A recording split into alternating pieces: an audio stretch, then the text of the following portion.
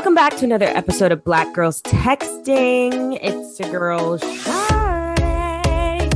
Hey, bitches. It's your girl, Charles Pinky.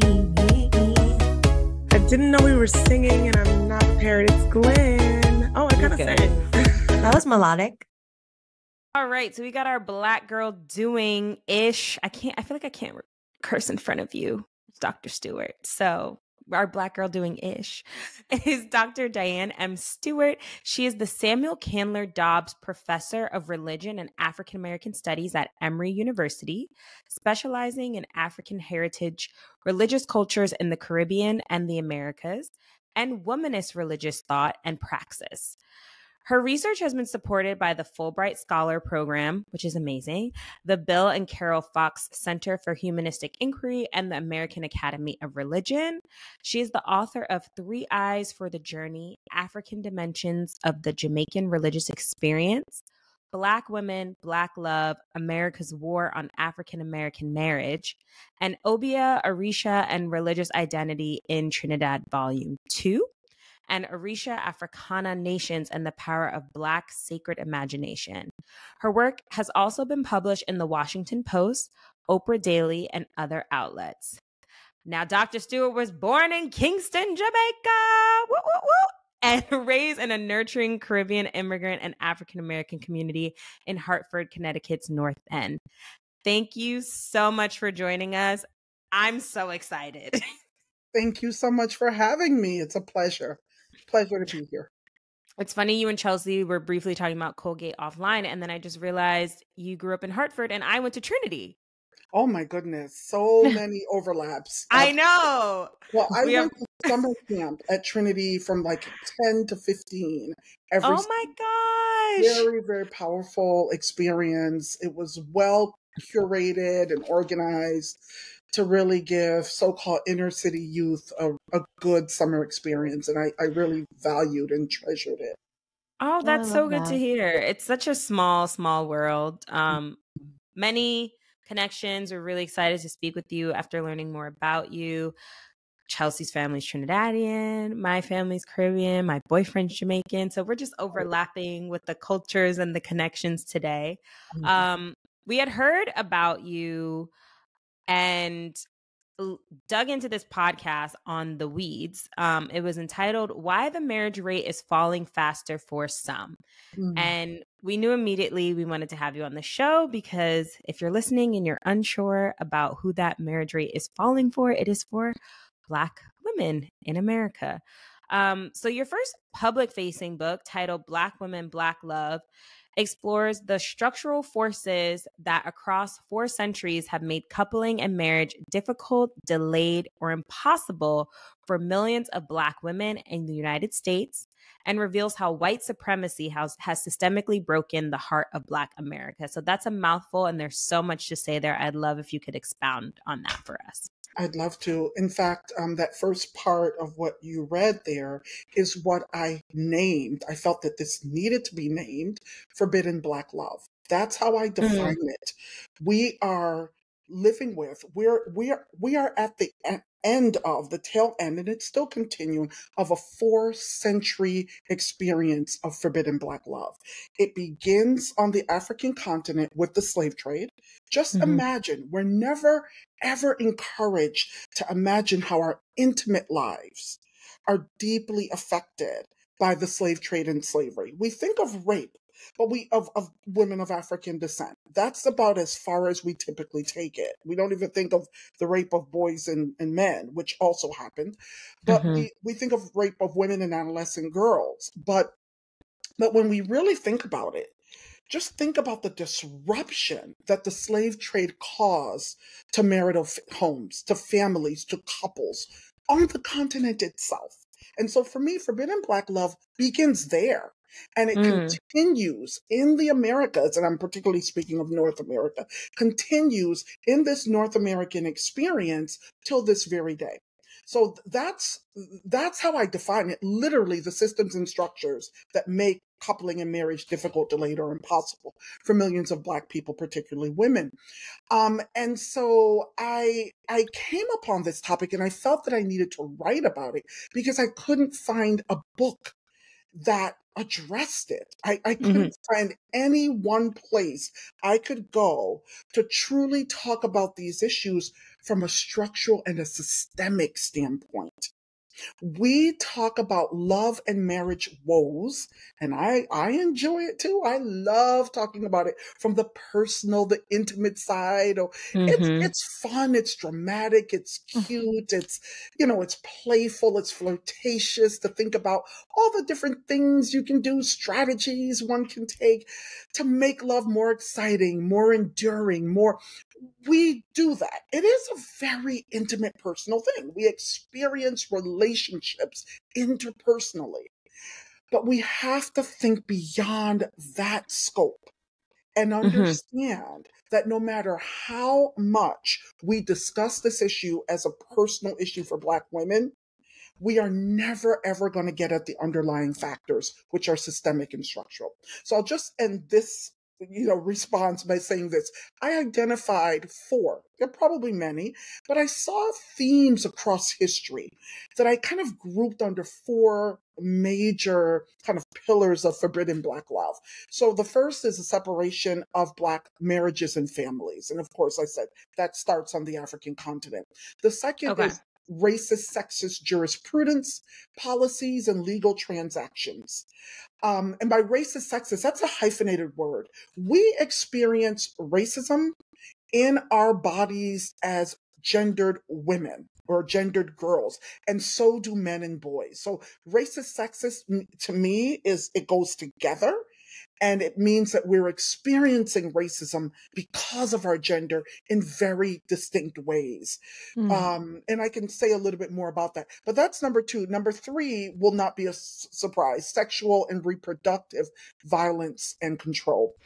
And number 4, which is related to number 3, and when thinking about the slave trade and the slave period, is colorism and phenotypic stratification. So colorism is a form of phenotypic stratification, but we're so used to only talking about colorism. We don't often talk about other aspects of phenotypic stratification, the shapes of our faces, our lips, our nose, our like featureism. That's right. The textures of our hair, phenotypic features, believe it or not, is one of those pillars of forbidden Black love. Wow. Yeah. Can we delve more into the second one? I feel like that one, I would like to learn more. Absolutely. So, what I'm really talking about here, and it's in many respects related to a nation whose ideas about marriage, about coupling, about family building, are revolve around Euro-Western patriarchal ideas. And whose disregard for women of African descent emerges through all kinds of legislative practices, or whose focus on everything that the fungible Black female body could produce for the United States, for Western Empire, led to particular policies and particular legal transactions. I'll give you an example. So in the 17th century, in colonial Virginia, Black women's labor began to be tithed in the mid-17th century. Before that, men's labor, 16 and above, had been tithed, right? So people had to pay taxes at the end of the year as a result of their labor. It might have been in, who knows, bushels of corn or something like that, right? But they had to pay taxes. So all of a sudden, they realized that Black women's bodies, because most of them were enslaved, should be tithed, right? Pay taxes to the colony. If she was married, her husband was responsible for paying it. If she was not married, she was responsible. If she was owned by a slaveholder, that person was responsible. We see in the records that Black men are beginning to marry Irish indentured laborers because they don't have the money to be paying for these tithes. They don't have the money to be responsible for this. We begin to see Oh. that kind of impact of a law like that. We see, for example, I see in the records, there's a really good one. This was a Virginia planter as well. William Getty was his name, around 1816. In his will, it's fascinating. He says that, I'm going to see if I can even pull it up. He says, I bequeath to my wife, a husband and wife enslaved couple, right? There's a woman and a man. And he says, upon her death, the man is to be sold, but the wife is to be, no, upon my death, the man is to be sold, but the wife stays with the property of my wife, right? The enslaved woman stays the property and all of her increase. That's what they build their empires on, their capitalist empires on, the Black woman's womb. So think about this. They're a couple together on the same property, but as soon as the slaveholder dies, her husband is able to go free. But because of her womb and what it means for their wealth building, she remains enslaved. That's what I mean by racist, sexist jurisprudence. She remains enslaved and all of her increase, and they are to be divided up. And he really lists out the grandchildren and who gets what and who gets what. Now, it doesn't mean that the husband would have necessarily been out of her reach, but that could have been possible. Many of these southern states created all kinds of laws that required freed or emancipated African descendants to leave the state by sundown the next day. Literally, they never wanted freed family members within the vicinity to put the idea of freedom in their enslaved relatives' heads. So it's possible that once he was freed, he might have had to leave the state forcefully. He might have had to because of laws. So that's what I mean. Particular kinds of laws that are generated because of Black women and being Black and often enslaved. So that's what I mean. And we see it come into full view with widows of civil rights veterans. And I'm so glad that I did write about welfare because I was torn about it. I knew I had to, but I thought everyone knows this story when Black women are beginning to enter welfare programs in large numbers in 1950s and 60s. Well, a number of people in your generation don't know that much about it, actually. So really, I'm realizing in teaching students that it really was a good thing to do. But when we look even before the period of the 1950s and we look at the end of the Civil War, Black women relative to white women, their petitions for Civil War benefits based on their deceased or disabled spouses who were Civil War veterans were often denied, and at much higher rates. They treated Black women suspiciously, like they were grifters.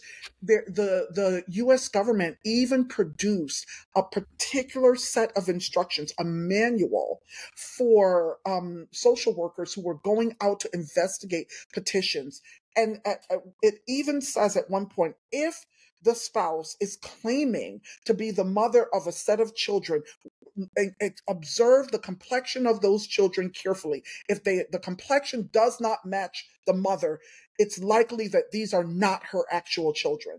So it's unbelievable the way Black women were treated, Black wives of Civil War veterans were treated. And that was really a dress rehearsal for what happened when Black women started entering welfare programs, federal and state sponsored welfare programs in the 1950s. So those are just some examples. Yeah, that is intense. And it also makes a question pop up into my head because we've been talking about this idea of Black love. Do you think that it is the objective of the state specifically to damage Black love? And when I say Black love, I mean Black men and Black women together. It's a great question, and I think a few people asked me about that early on because I call it a war. And so for me, I could say no, I could say yes. For me, it doesn't even matter. Doesn't matter. What matters is the outcome. What's the Mm. outcome? The outcome of state actions of callousness and abuse of people of African descent in this nation is the disruption of intimate relationships. Ultimately, doesn't matter to me. I can't say that I know the intentions of the state at every time in the period of history, and I don't even care. What I do care Hmm. about is that the outcome of its actions, of its policy violence, of its callous ways of abusing and treating Black people has intimate consequences. It's not just whether people can eat or attend college or get health care. It also has to do with whether people can be coupled as adults and have companionship and meaningful lives as a result of those kinds of companionship. So, honestly, Chelsea, doesn't matter to me if it's intentional or not. I know what the outcomes are, and we need to address them. We need to talk about them. If we don't address them at the level of civil rights, which is what I argue in the book, that forbidden Right. Black love is America's hidden civil right issue. Black women can get in the gym, tighten up their butts, take the bass out of their voice, get the best weaves, whatever. Black women can do all of that. And one will get married. Literally, one. Like, it, what we're doing personally is all great. I am not against self help. I think we should all seek it and do the best to be our best selves, not just for potential partners, but for friends and family members, etc. No problem. But let's not fool ourselves into thinking that this is going to solve the problem. It's not. And I know that you spoke to some of your thoughts around solutions from like policy perspective. So I'd love if you can share like if there is a solution, what does that look like? Maybe from what the government can do, and then if there's something that you think we need to do societally. Well, in the book, I talk about three particular places to begin, which Okay. involves everybody, which involves people of African descent, which involves all Americans, which involves different entities and structures like religious organizations and institutions, the government, advertising, agencies, and you name it. Everyone can Hmm. participate. And the three are addressing, halting, reversing this long trajectory, this 4 centuries long trajectory of inherited wealthlessness and poverty in Black communities. And that's something that shocked me. I did not expect to leave working on this book making such a recommendation. I really didn't. I really didn't. I did not think, I think as deeply enough about how profoundly a lack of wealth impacts whether Black people are marrying or not. But it clearly does. So that's one. The second is, and this is a hard one because I think the state needs this more than anything, but the government would have to, at the federal and local levels, would have to commit itself to understanding that this perspective has been undermining Black women and Black families for centuries. Dismantling the patriarchal nuclear idealization, I should say, of the patriarchal nuclear family structure, marriage and family structure. That is harming us on more than one level. I argue, absolutely harming us on more than one level. And it works its way into government policies. One of the main reasons that the Moynihan report was so harmful, it was racist, sexist, right? That racist hyphen sexist that I talk about. It was so sexist because of the patriarchal underpinnings of how marriage and family are normatively arranged in Euro-Western cultures and particularly in the United States. And so I can say more about that, but that's number two, really addressing this idolization of the patriarchal nuclear family that has harmed Black folks for centuries. And then number three, the third one, is truly taking on how in aggressive and expansive ways, colorism and phenotypic stratification.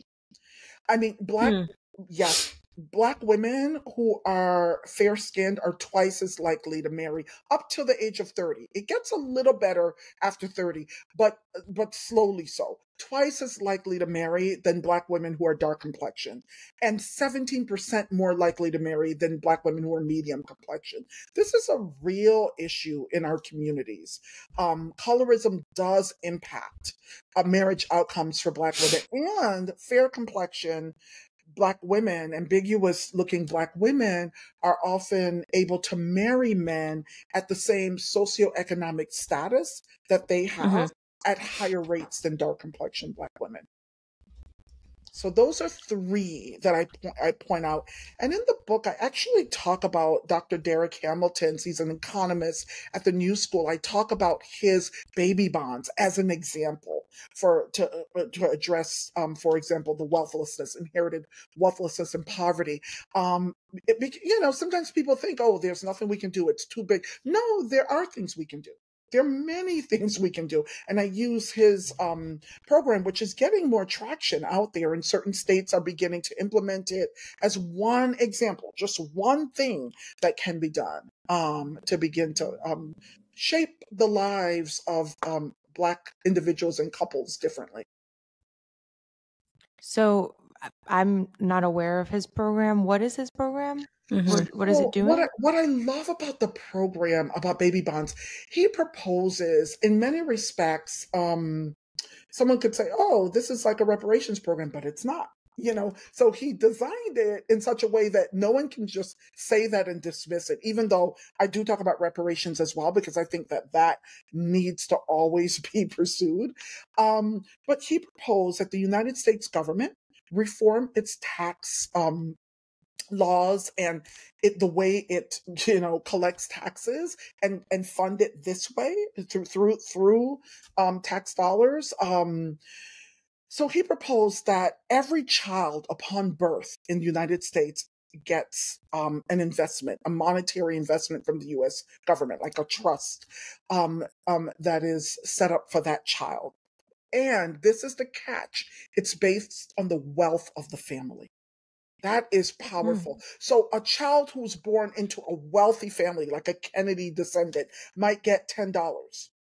Whereas a child that is born to a family whose ancestors were enslaved in this country, or a Native American family who's been dislocated and marginalized on reservations, and whose family are making poverty, salaries at the poverty level or slightly above or what have you, might get $20,000 at birth.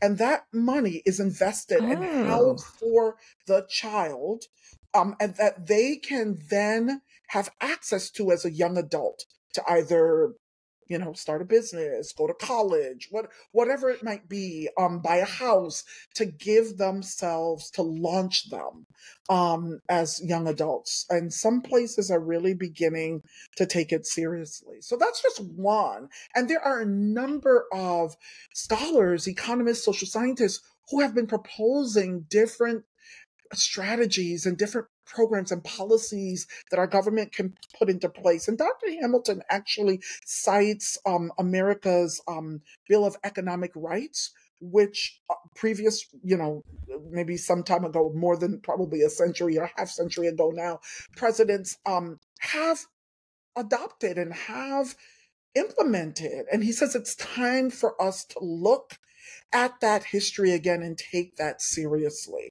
This nation doesn't love Black people. That is the problem. That is part of the issue.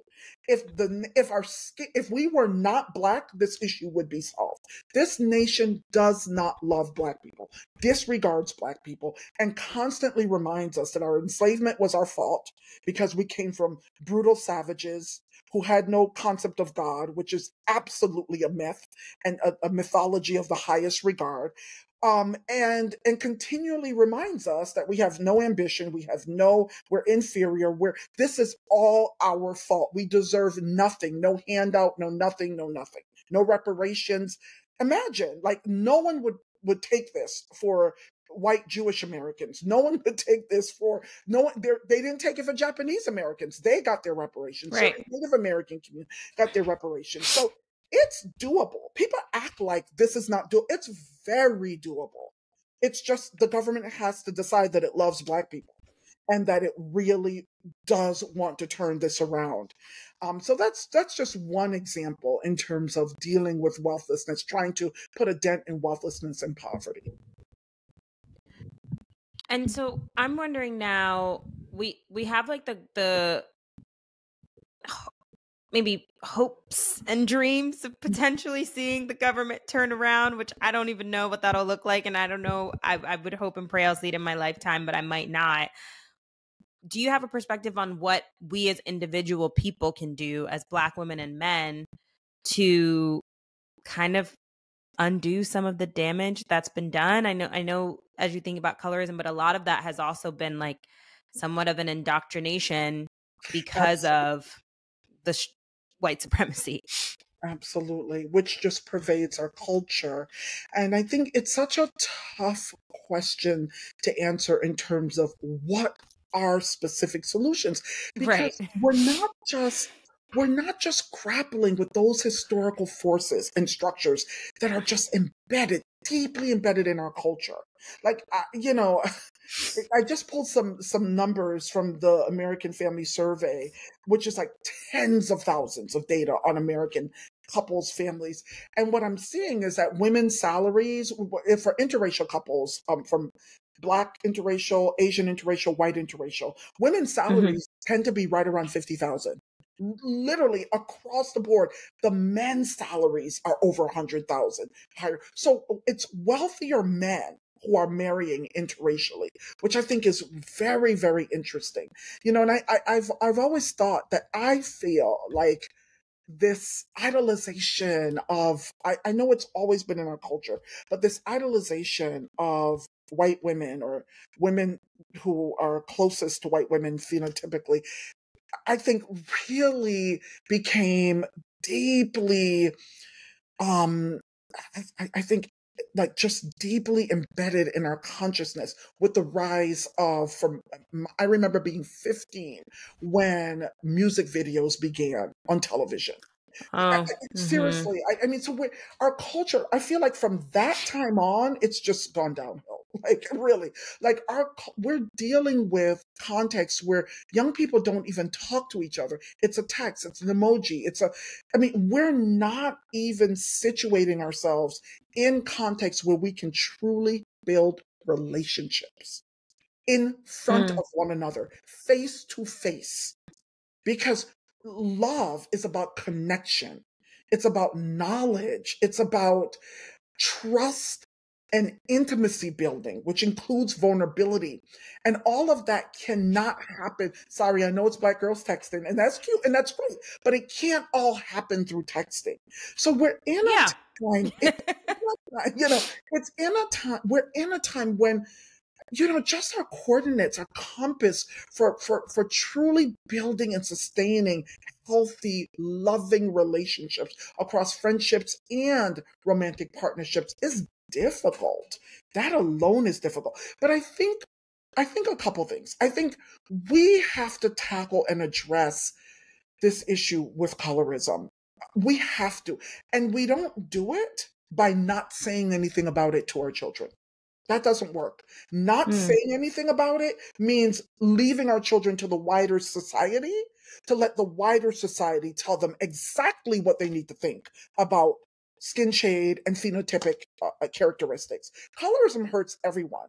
I mean, think about what it does to even fair-skinned people or people with a loose curl texture. I am valuable because of that.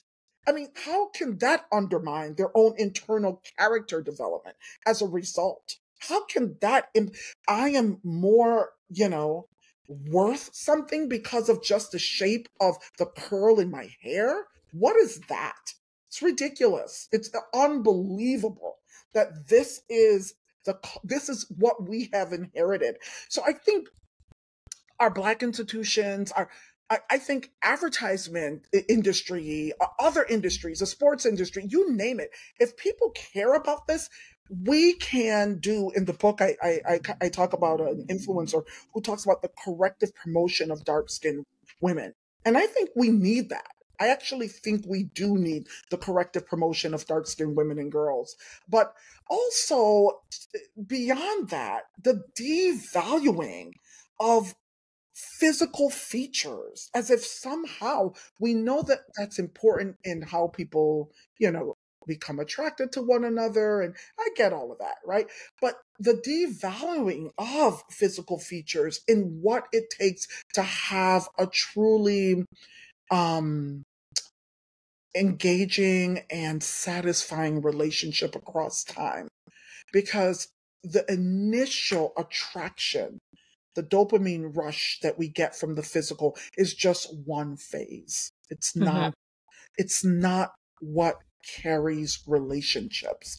And so I really do think that we need to work on that as a community. We need to work on what it means to love and to learn how to love and to learn how to build relationships. And I think we can do that probably better, not just by seeking information or advice from your fly-by-night, relationship expert, but real experts, like real, credentialed people who have licenses, therapists, people who are actually credentialed to help people, guide people in these areas of their lives. And so I think that's important as well. Knowing the difference between maybe something that could be entertaining and something that can truly be therapeutic and liberating in terms of how we build better futures with one another. But that also includes becoming more of a reading community. We're generally not a reading community, particularly Black men. We just aren't. I keep telling people, like, for me, a phenomenal starting point for our community is Bell Hooks' book, The Will to Change. It's really written with Black men in mind, but it's for all of us. And she wrote it in such a way that anybody can enter that conversation. There's no jargon there. It's such a great book. But I wonder if more than 1,000 Black men have read it in this country. If even. I thought you were going to say All About Love. And then you were like, I was like, oh, that's a great one. And I've used it. I used it in my Black Love course, but The Will to Change is The Will to Change. Fabulous. Okay. Okay, we'll give that for Christmas for all the men in our lives. Yes. But yes. I have a question because I'm not totally clear on where you stand on this. We have had relationship experts and coaches on our show. And one of the things that they do say, they touch on colorism and they talk about how Black women need to open up their dating pool and open up their dating options and actually look outside of Black men. What is your stance on that? Do you think that is a solution? No, I don't think it's a solution, but I think it's fine. Yeah, that's exactly my stance. Is it a stance? Is it a solution to forbidden Black love? No, it never will be. But should Black women do that if that's what they want? Go for it. Like, if that's what you want, if you feel like that's important to you, yeah, go for it. I feel like love is so hard to secure, period. I am not trying to police anybody's relationships. What I am trying to say is that it is not just accidental that millions of Black women want to marry Black men and have no options to do so. We gave all this attention in this country in the 1960s to Loving v. Virginia. Black men and Black women, miscegenation, right? Outlawed. I mean, it's just so crazy when you think of racialist thinking. There are no races ultimately, right? Like, this is mixing of blood. What are you talking about? There's human blood, period. right? It's so stupid when you think about it. So that law, those laws needed to be ruled unconstitutional. I'm in favor of that. That's great. But we haven't looked at the fact that while all of that is going on, for all intents and purposes, Black love has been forbidden in this country. Right. For different Right. reasons, and we're not giving attention to it. So what I say to that, to the whole issue of date interracially, is that that's not a solution. That doesn't help us solve the problem of disappearing Black men. How does that do that? So it's never a solution. It might be a personal option for an individual Black woman, but it's never a solution to the problem of what I call forbidden Black love. Absolutely not a solution. And do you think specifically, sorry, Shadi, do you think No, go ahead. specifically Black people pairing up is like needed, necessary for the Black community to progress as a whole? Is that like the argument? Like, why is it so important? Well, first of all, most people do marry people from their same cultural and racial group. That's just what most people do. So what I'm just doing is saying if Black women want to marry Black men, there's something unusual about that. There's something wrong with that. That's like normal. That's what most people in the world do because they tend to be around those people. And some people want to do it, especially in this racist society, because they don't want to handle all of what comes with being in an interracial relationship, right? There might be other reasons. They do want to be a symbol for the race. They do, you know what I mean? To show that Black love is possible and can. So there are all those other reasons. Some Black women don't want to marry interracially because for them there's a kind of psychosocial memory of the abuse of Black women. They are also worried about being in fact I talk about this in the book, how this can happen. They're also worried about being exoticized and things like that. So there are reasons. And so what I don't want people to do is think there's something wrong with defending that Black women should be able to marry Black men if they want to. Like that's what we had someone come on the show and call it toxic loyalty. Well, see, I know all about that. I know. Are you talking about divestment, the divestment movement? Mm-hmm. Yeah, I'm actually writing a Black Love 2 now. I'm writing a follow-up. My audience is asking for more.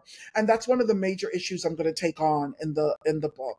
Yeah, we need to address it. I think there are aspects of the divestment movement, particularly some of the critiques that they make about long suffering, sexism and patriarchy, misogynoir in our own communities. All of that is valid beyond belief.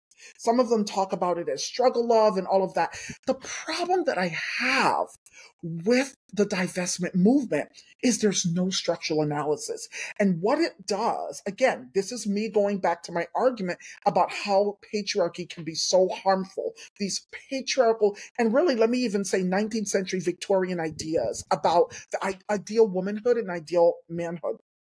What it does, oftentimes, what I find in those discussions, they idealize non-Black men, usually white.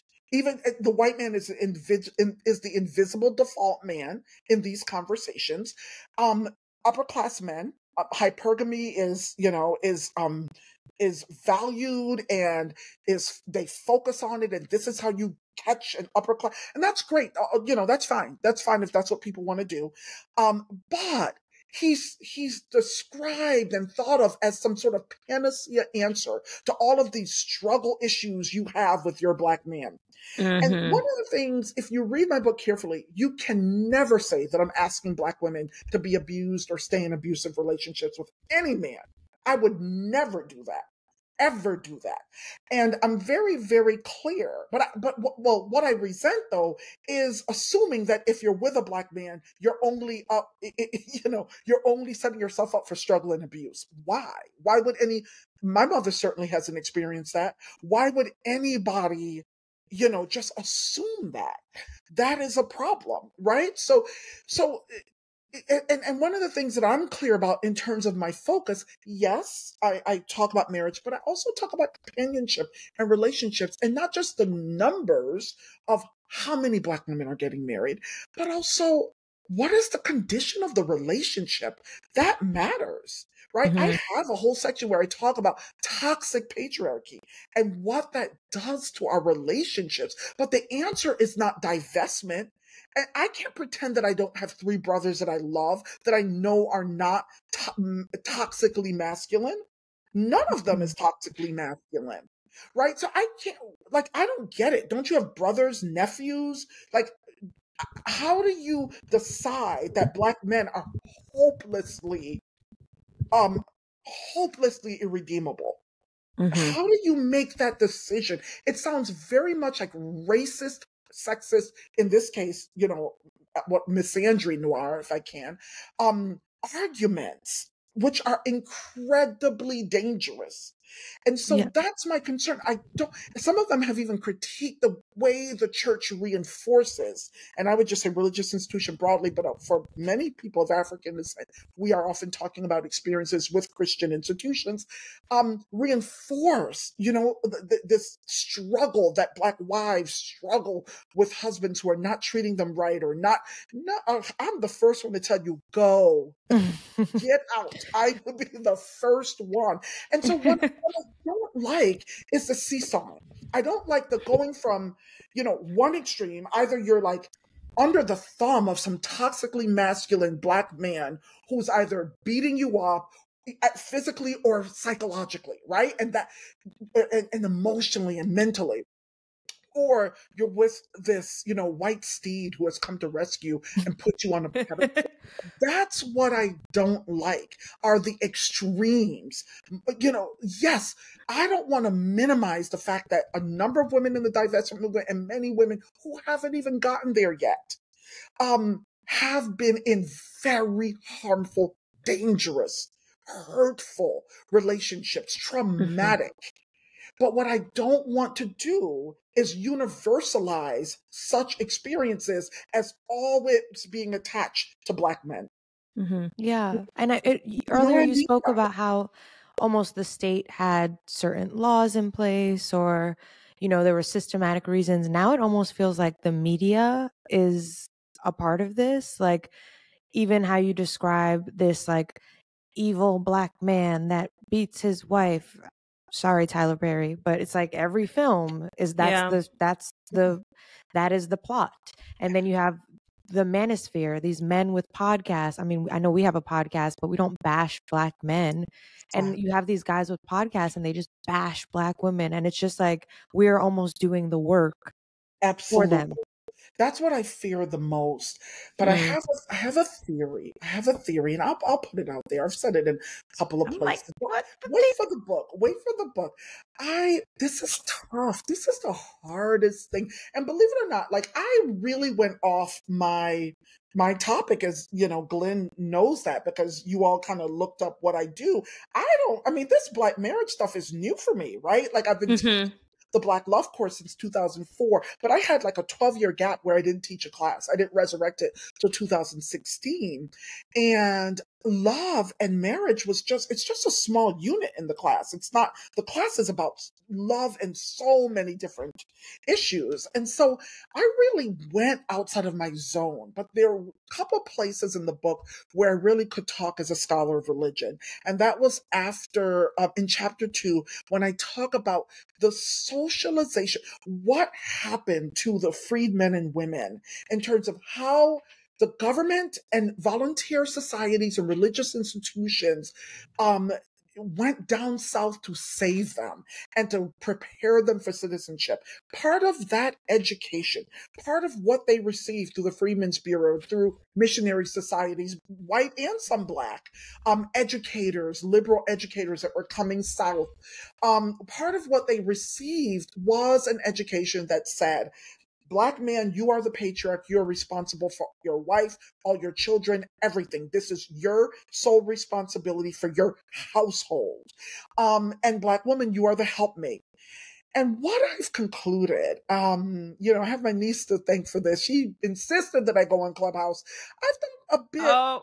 Oh yeah, I've done a bit of, you know, conversations on Clubhouse. There are a couple houses that I visit regularly. I even have my own like rooms, but I haven't been using them in any regular way. But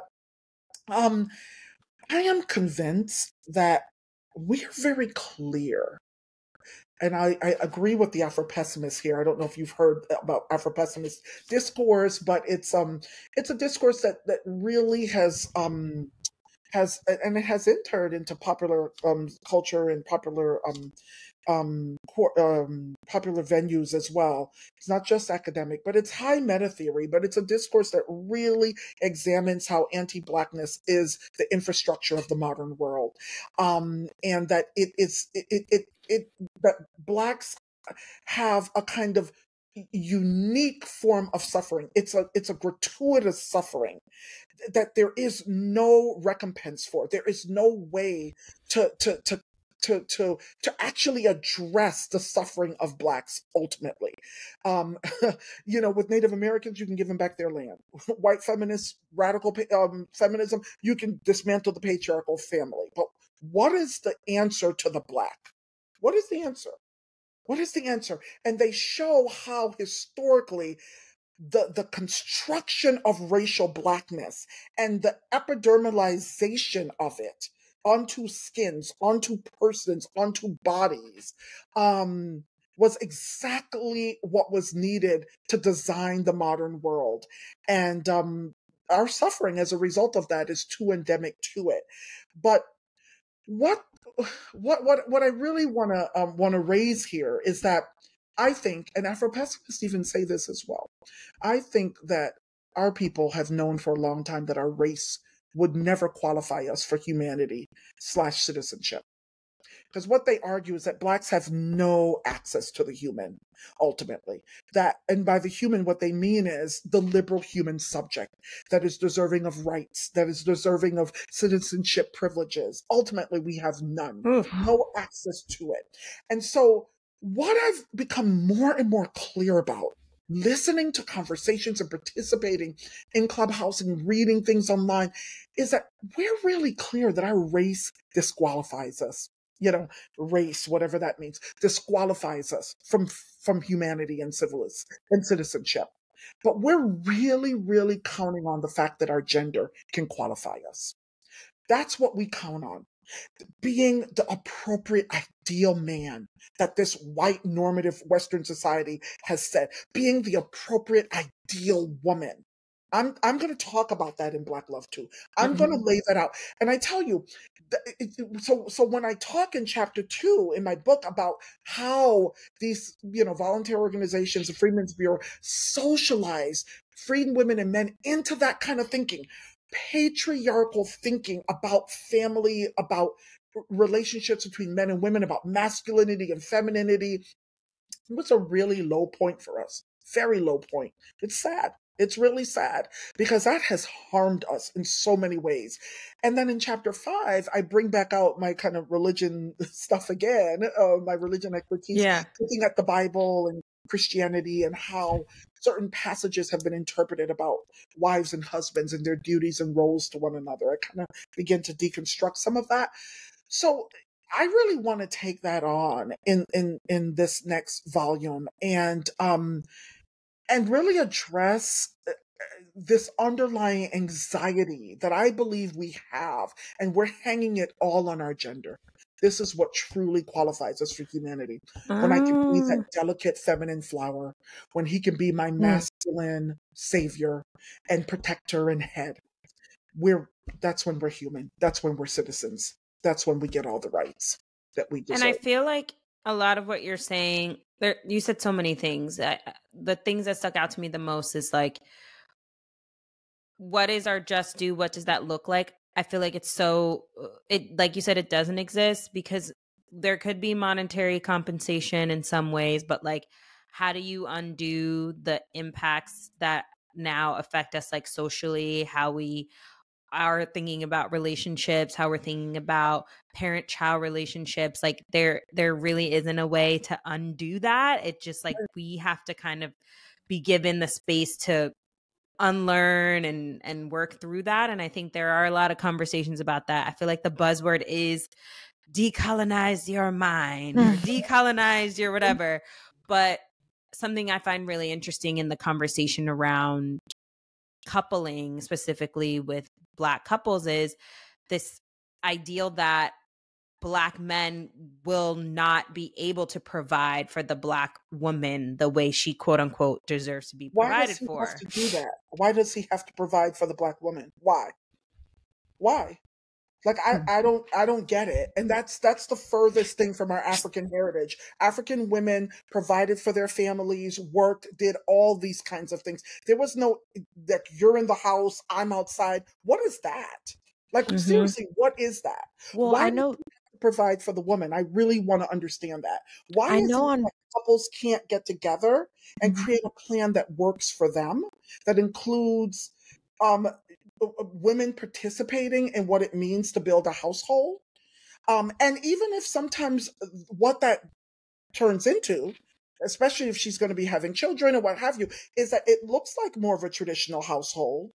That's okay too. But when it's fixed that you as man must do this because you are man and I as woman must do this because I am woman, I think that that has truly sunk us. That is harming us. Yeah, it's I funny that you agree. mentioned Clubhouse because I'm on there, so we're gonna have to become She's Clubhouse still friends. there. Yes, please. But Wow. I'm mostly in the audience listening, and the conversations that have been coming up for what is it now, 4 years maybe, is relationships. Everyone wants to talk about relationships and the structure of the relationships and this idea of soft life, which from my understanding was kind of coined by Nigerian women, like who were Oh, taken care of. And because I guess in that culture it's a lot of men that are very like, I'm gonna provide. Sure. All And of that everyone, Victorian Christian and Islamic, colonial, yeah, yeah, indoctrination, sure. That's yeah. exactly what they are. And come on, Dr. Stewart. Yeah, four I mean, years that's later, how it was before, but yeah.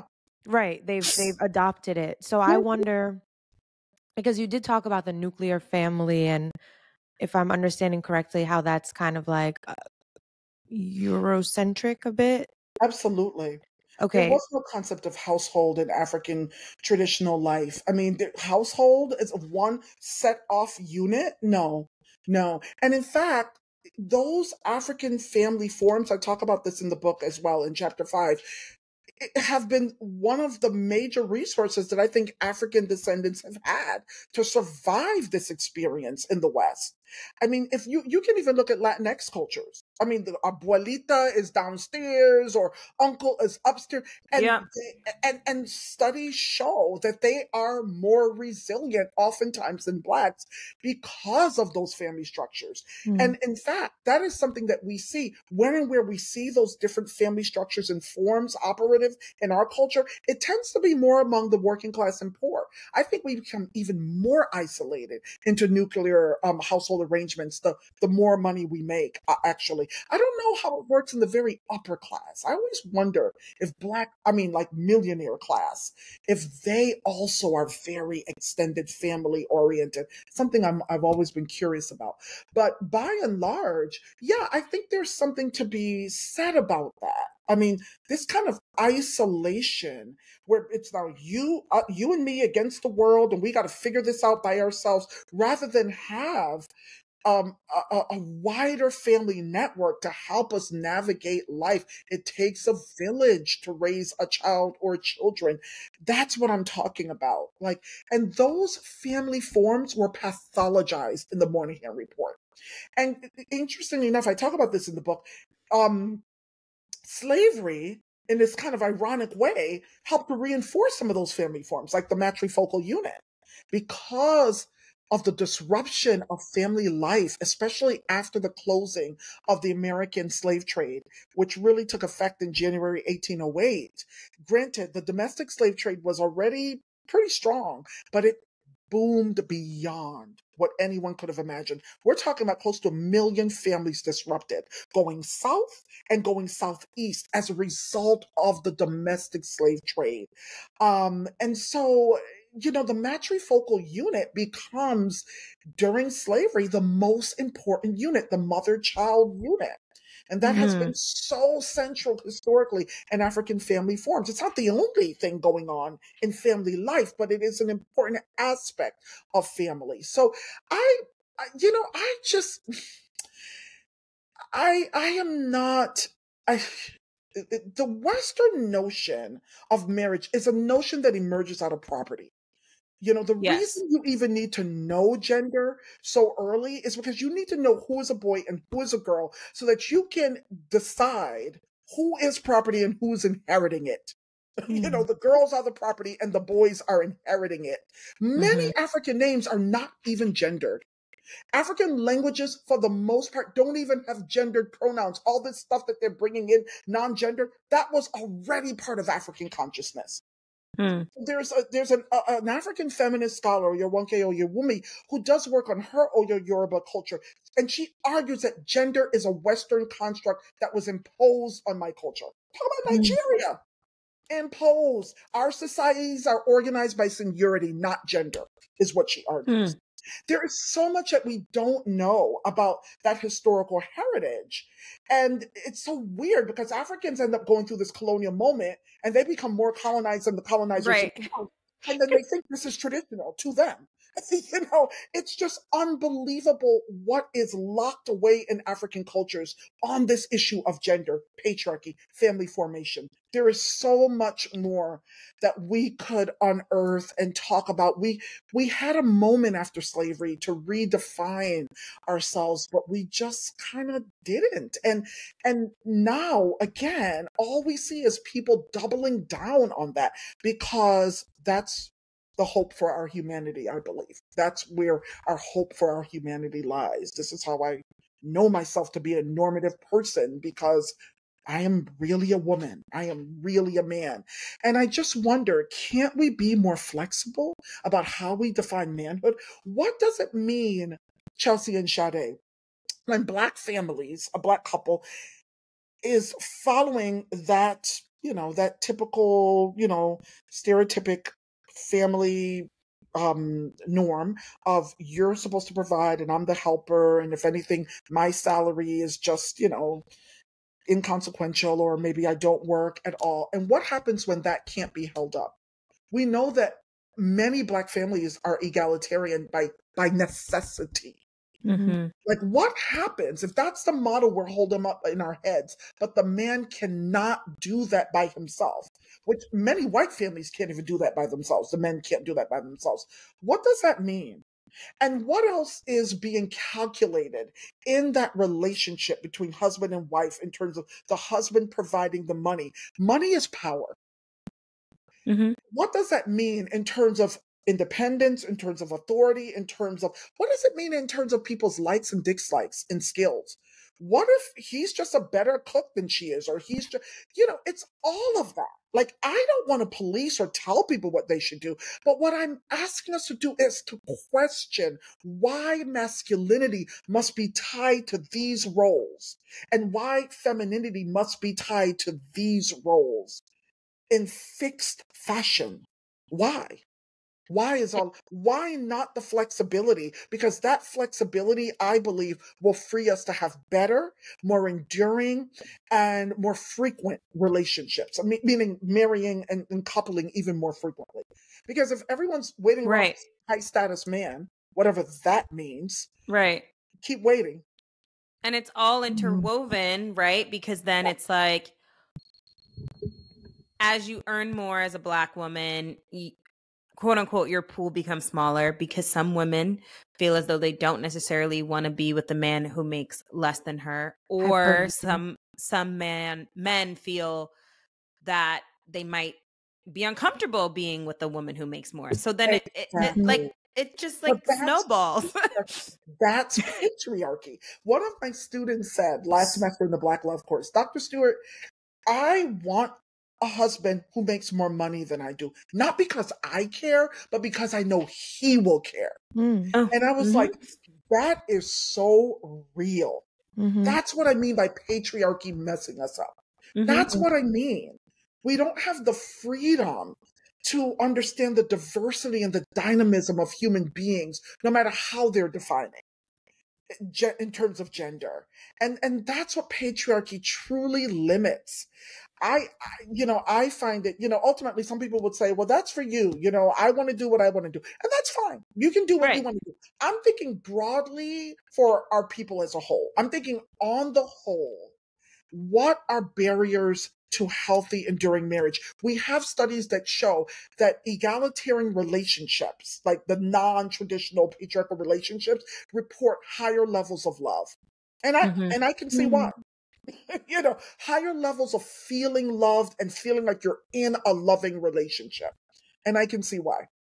Well, I would love for more people to have access to that report study, because Yes. I feel like the pushback that I always get in these conversations is, which I'm not trying to say, but is, well, why do Black women have to settle for less? Like, don't they deserve the soft life? Don't they deserve to be taken care of? Don't they deserve? And it's like, it's kind of a hard argument to have, because I understand it. We've all been taught, Disney Channel, the prince sweeps you off your feet and carries you off into La La Land. But like, that is an interesting study that higher reports of love have been in those other sorts of relationships. So that's Egalitarian interesting. relationships. Well, the other thing to think of, like, are those women happy in those relationships where they're being kept and the men are paid? The men are paid. Maybe they are. Maybe they are. Are they? I mean, that's interesting. It would be interesting to know if they are. But also, where are these men going to come from? Like, where are they going to come from? Even among other races, like, really, where are they going to come from? Because what the studies are showing is the higher income that men have, they don't even want to marry in their same race. They don't even want to, and a lot of them are not wanting to necessarily marry Black women either. So it's, first of all, where are all these men going to come from? And when has working been unfulfilling? Why is it always to the extreme? It's either it's a hard life or it's a soft life. Isn't there something in the middle? I don't understand. I'm not saying that. Now, let me be clear. I'm not making the argument that the woman with the MBA or the law degree or the PhD should be marrying the bus driver. That's not the argument that I'm making, because there's so many things that go into compatibility for relationships, and what you've been exposed to in your life does impact a relationship. It can impact other things like your salary, like the kind of job, but it impacts how you can talk to one another, whether you are able to communicate with one another. So I want to be clear. That's not the argument I'm making. Do you see my point? I'm not making this argument like Black women with these advanced degrees, go look for your working class brother. That's not the argument I'm making. I know I wouldn't be doing that. I'm just going to be honest with you. Personally, I wouldn't be doing that, because I know enough to know that I have to be able to communicate with the person. Now, someone like Sidney Poitier is he's passed now, right? Didn't he pass away?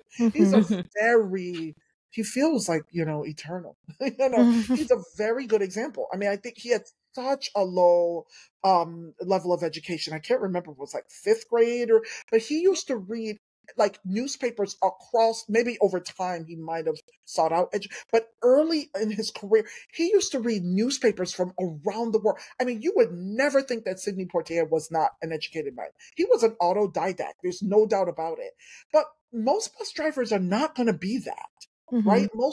And I am in no way trying to tell Black women, go and, be with a bus driver if you have an MBA. I am not doing that.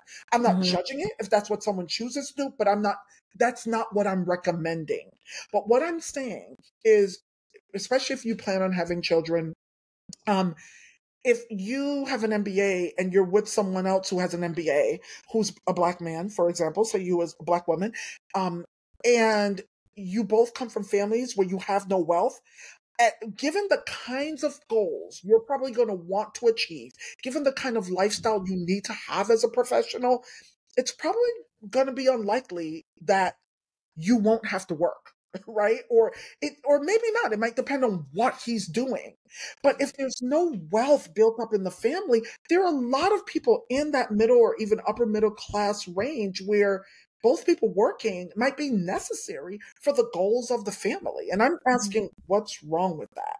I mean, certainly if you're having children and you decide I'm not going to work for 5 years and you have that luxury, or say that, great. Even if you decide I'm not going to work, at all. And this is the way it's going to be because I want to stay home and raise the children. I want to be a force. And I, the woman, want to do that. That's great. But can it not be because you're the woman, you must do that? Can it not be because you're the man? Can it just be this is the arrangement we made for our family because this works for us? Because what comes along with those ideal types for wives and husbands is a hierarchy related to power and related to what's understood to be natural characteristics. I find that dangerous for the most part. I agree. But here, listening to you speak, I'm also having like other thoughts pop up in my brain. One of which is, okay, if there are a lot of Black men in jail, there are a lot of Black men who don't want Black women for whatever reason. What about the case for polygamy?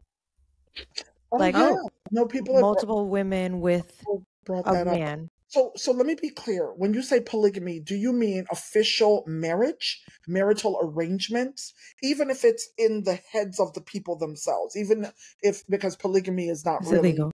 Yeah, it's illegal. So you're saying people have said we are married based on they've done their own rights or whatever it is. They've done something to be clear. Not just we're boyfriend and girlfriend, but we're in this polygamous relationship. Not that, right? You mean like a situation where it's a man, multiple women, but we're in a household together. We're raising our children together. Finances are being split, structured that way.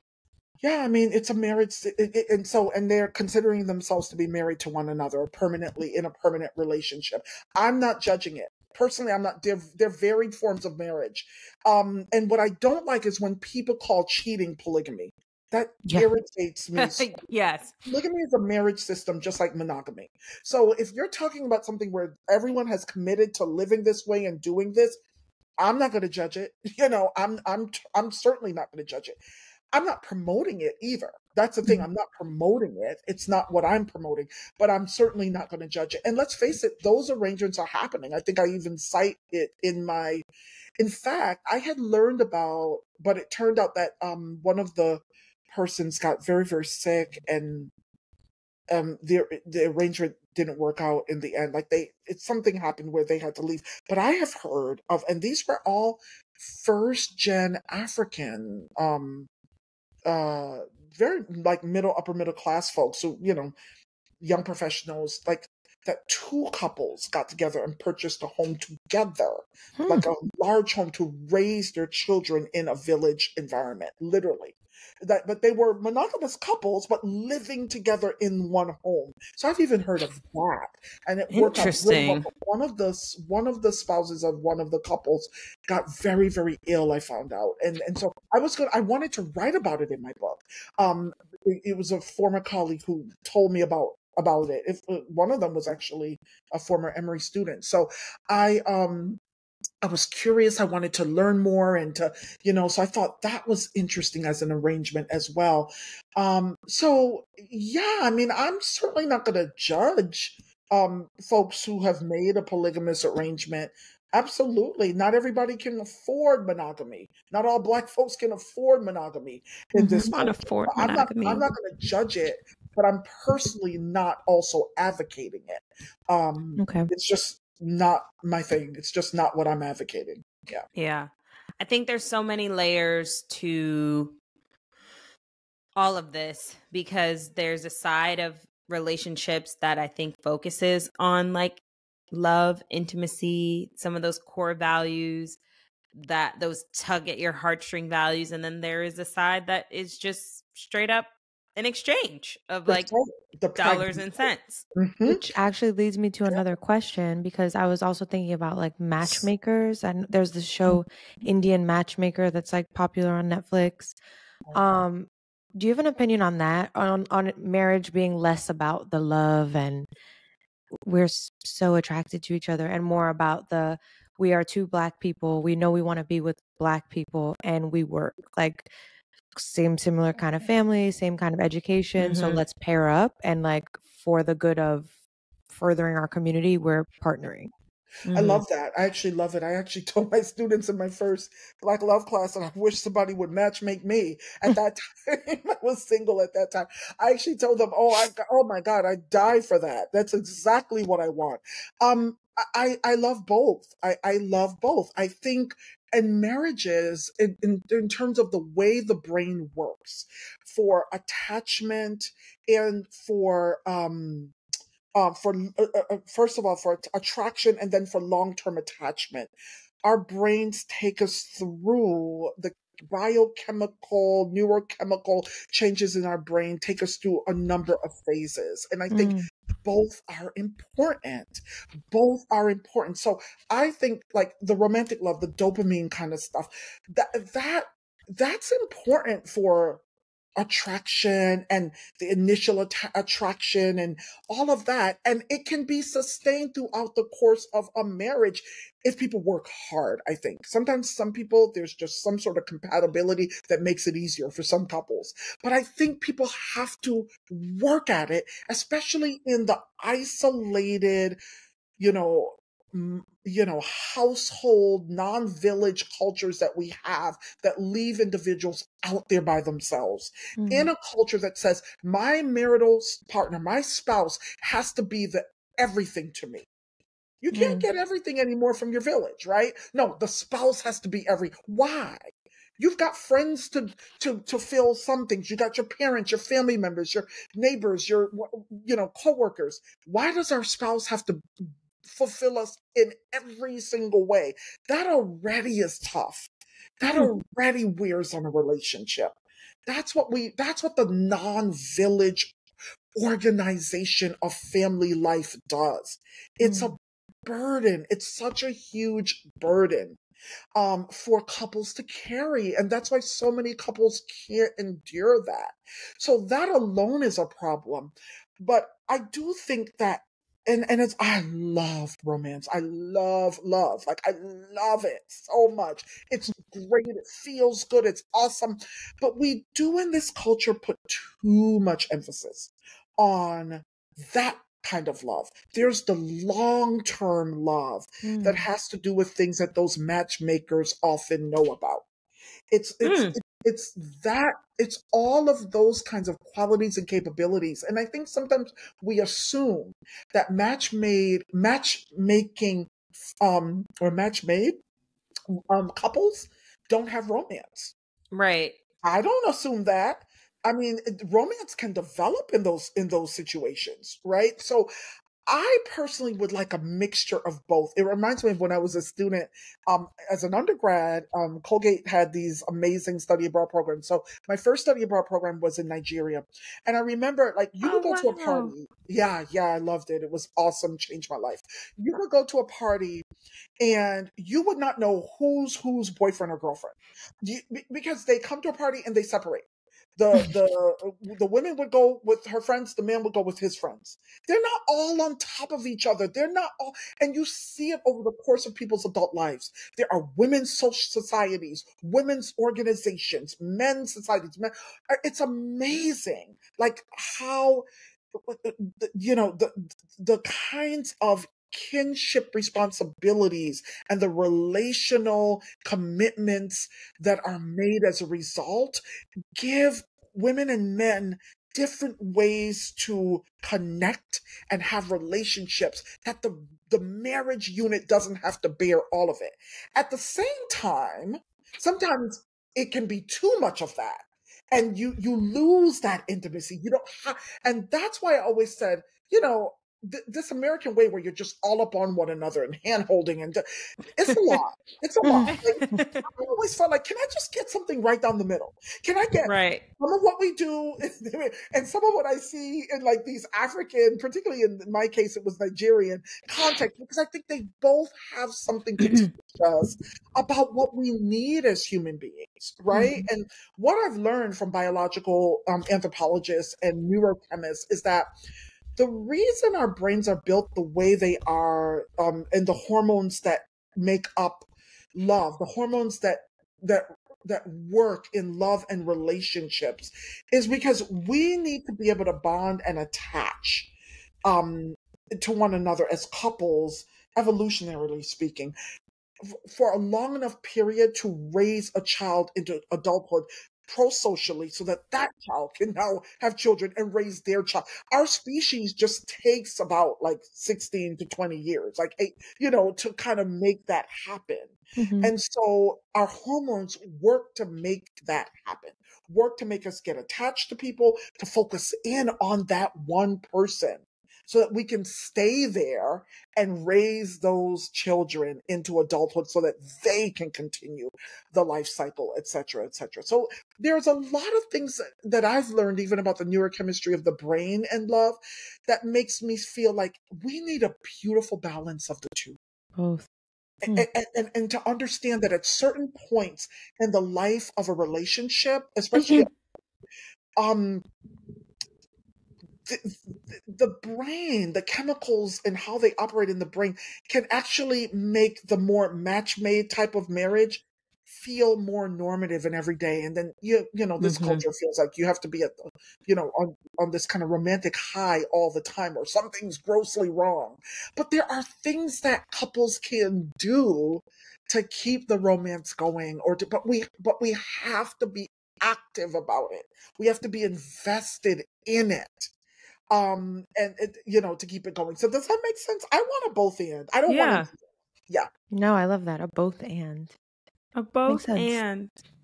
Absolutely love that. And I absolutely love talking to you. I know there were other things we wanted to get into, and I feel like we're going to have you back for part 2. I know we didn't touch on religion. I know. And like we have to get into that. And I love how you were even talking about how there's elements of the more maybe Christian based, or is it Abrahamic based religions, and what that looks like in terms of relationships. So I'll be circling back so that we can schedule some more time, and then hopefully Glenn will be able to join us, because this is so fascinating and I just absolutely love the work that you're doing. Like, I feel like Chelsea feels this too in many ways. Like, people are always theorizing and talking, but you've done the research.